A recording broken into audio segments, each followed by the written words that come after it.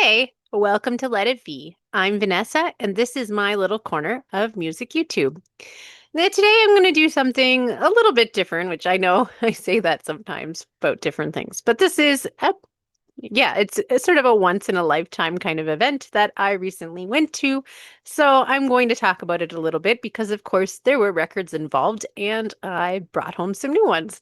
So recently, my college radio station in my city, CKDU, which is for the Dalhousie station in Halifax, Nova Scotia, they celebrated their 40th anniversary on the FM dial. They existed before that as closed circuit in the campus as a radio club, but they hit the wider Halifax area on the FM dial in 1985. So, of course, it's their 40th anniversary, and there's been a lot going on. But one of the big things that they decided to do this year, I guess, probably for space reasons, is to clear out their record archive finally. So, they had this really large archive of records and CDs that have built up over the years, of course, and they decided to do a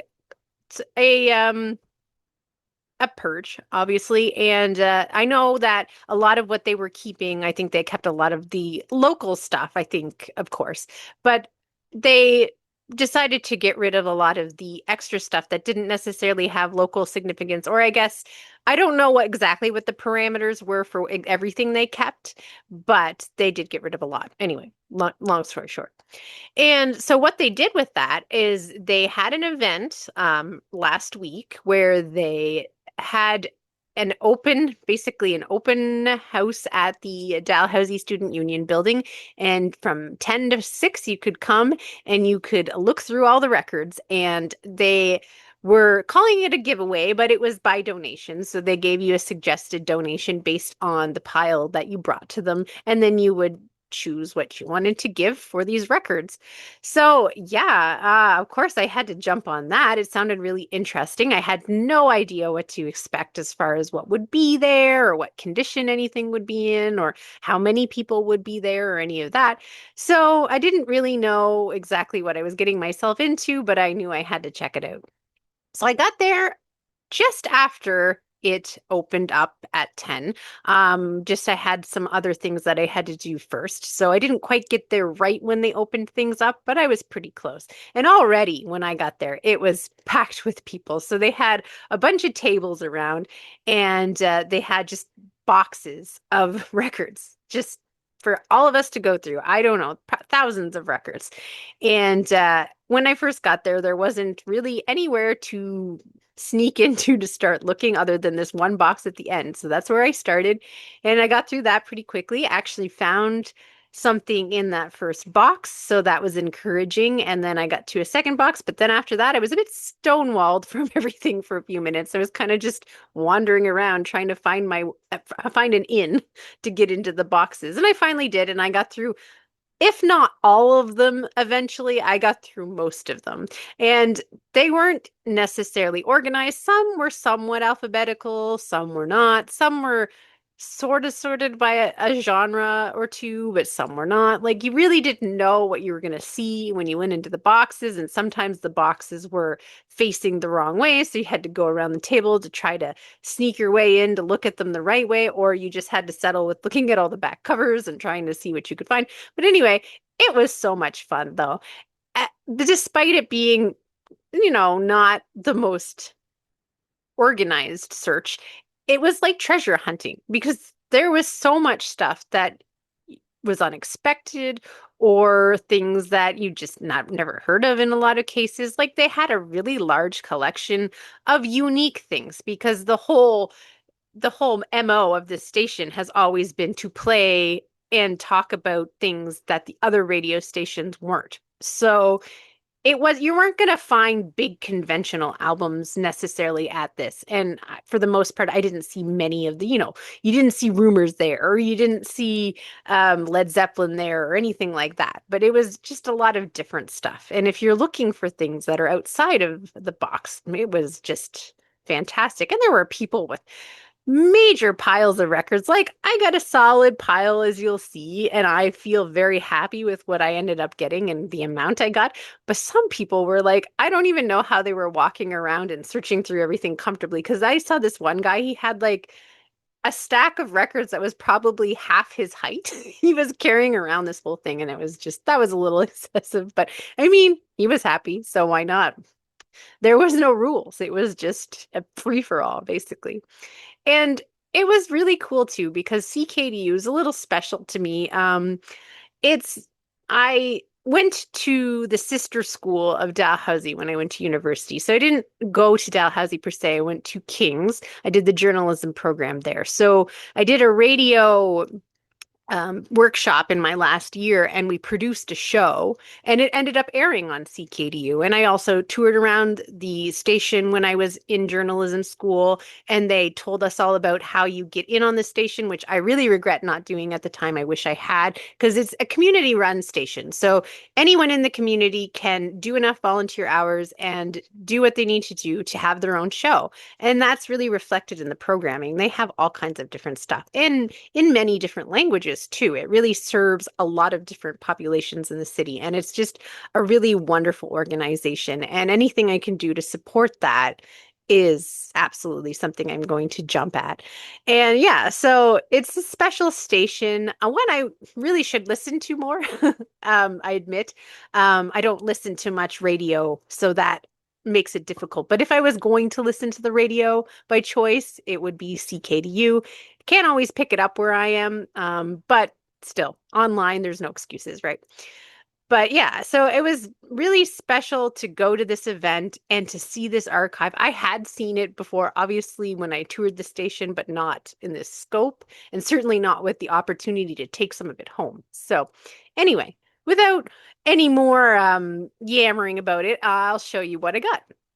So early on in the boxes, I ended up getting a couple albums by the Strawbs, a band that I have gone through when I've done deep dives of the 70s. Always really enjoyed, really like their albums. Maybe they don't make my list, but they're still really cool. So I have Ghosts here that I actually just recently listened to in my 75 dive. And I also ended up with Hero and Heroine as well from 74. I remember liking that one. So I grabbed both of those.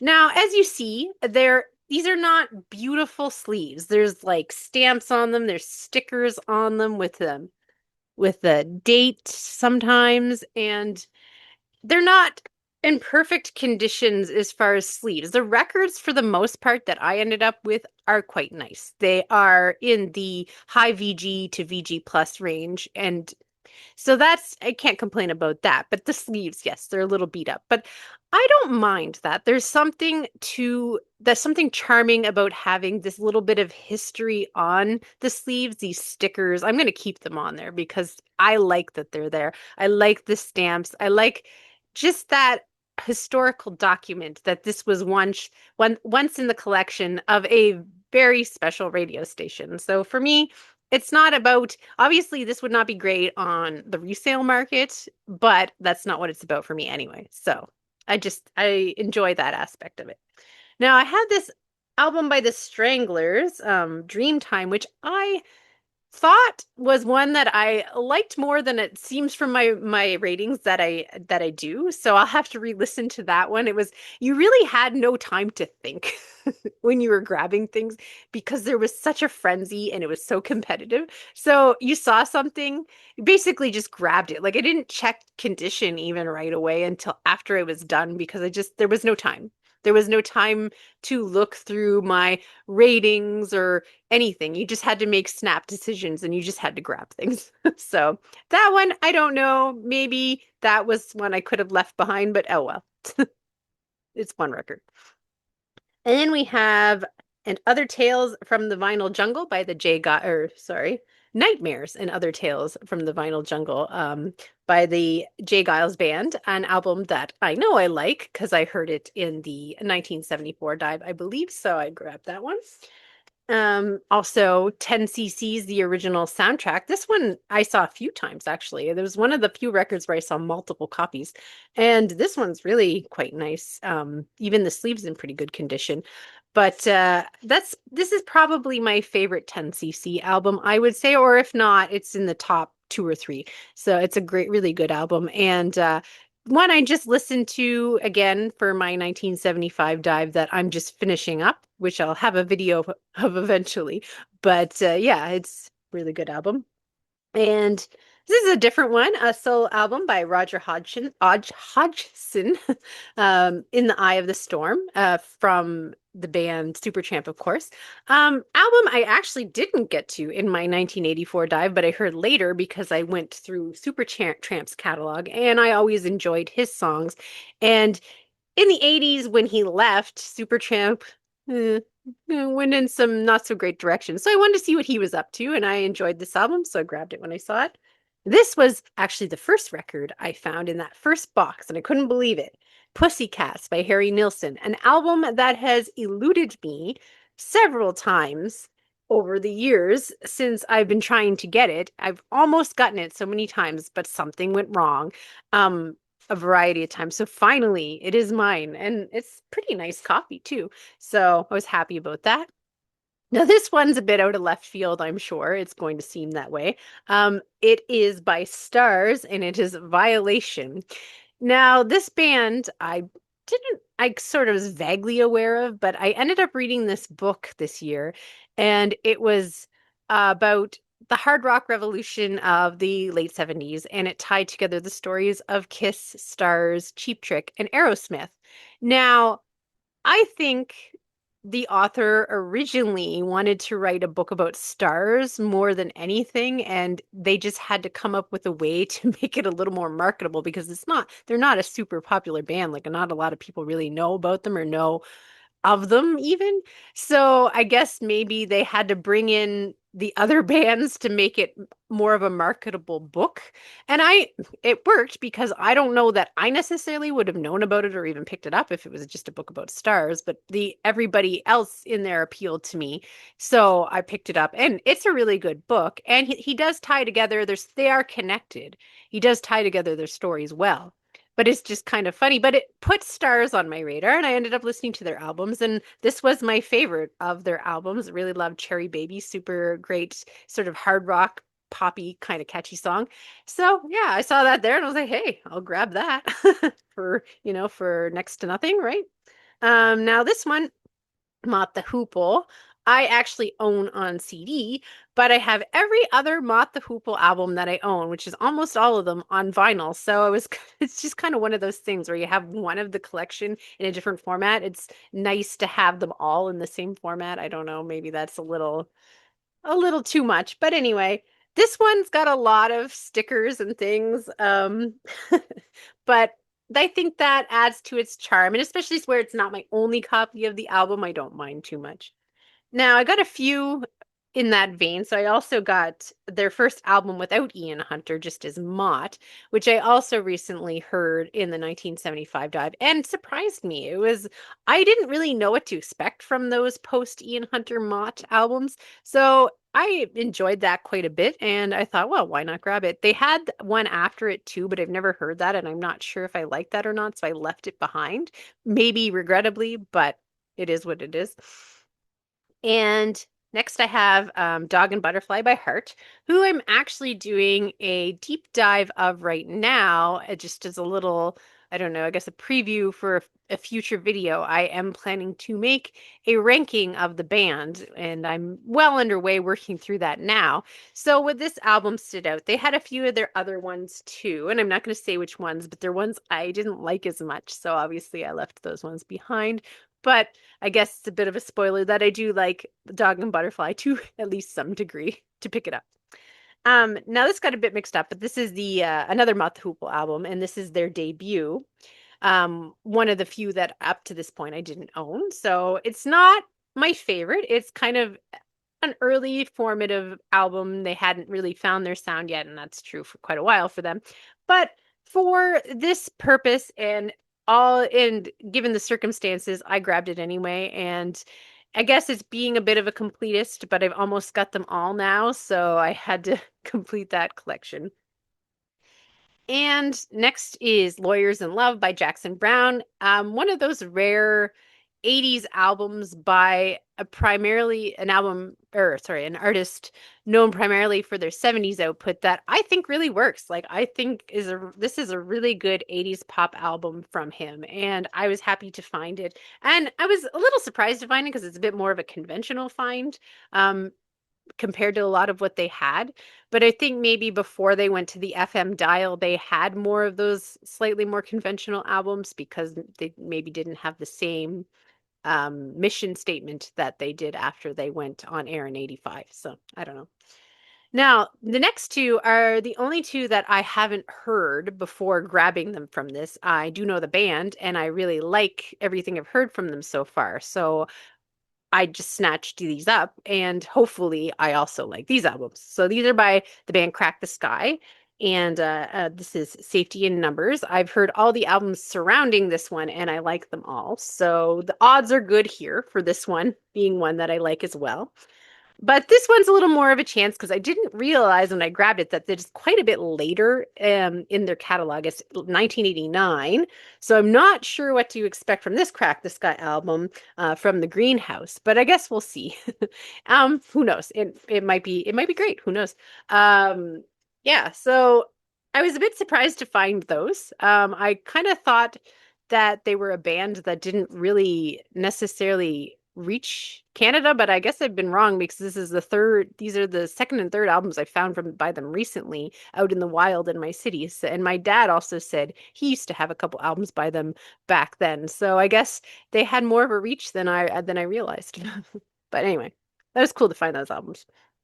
Next is a compilation, which I don't normally grab, especially on record, but I could not resist because there's two new songs that were not on any albums on this compilation, and I knew that. And this is the Utopia album or the Utopia compilation trivia. And it's just in really nice condition too. I don't even know if they ever really did anything with it because even the sleeve is nice, still like nice and glossy and not really marked. And other than this sticker, it's pretty well close to perfect condition. So I had to grab that, despite the fact that it didn't really necessarily go with my usual collecting MO, but whatever. The rules are made to be broken, of course.